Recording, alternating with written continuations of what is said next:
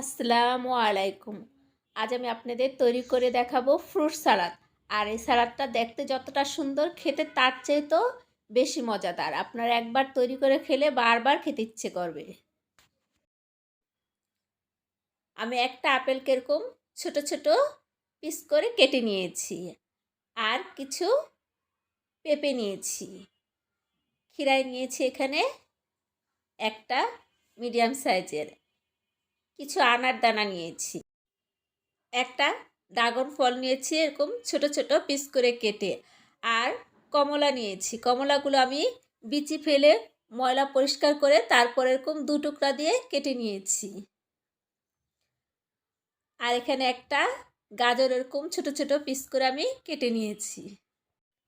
আমি এখানে আমার পছন্দ মতো ফলগুলো নিয়েছি। আপনারা চাইলে আপনাদের পছন্দ মতো যে কোনো ফল এখানে ব্যবহার করতে পারেন। এবার আমি সবগুলো ফল একটা বাটির মধ্যে ঢেলে নিব। আর ফলগুলো কতটুকু ছোট আর কতটুকু বড় করবেন সম্পূর্ণ এটা আপনাদের উপর নির্ভর করে। আপনারা চাইলে ফলগুলো আমার মতো ছোট ছোট করে টুকরো দিতে পারেন, আবার আরেকটু বড় করেও কাটতে পারেন।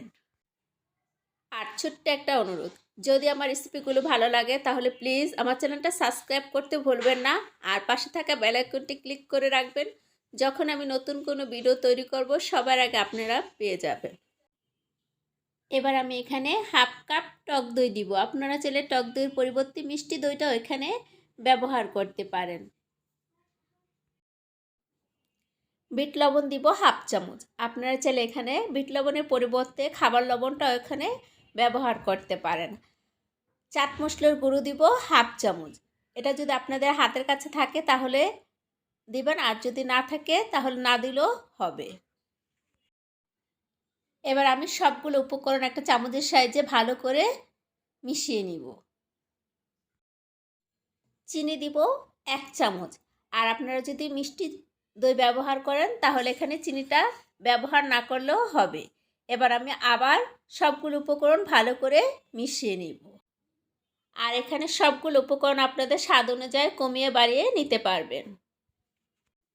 দেখেন কত সহজে তৈরি হয়ে গেল আমার ফ্রুট সালাদ।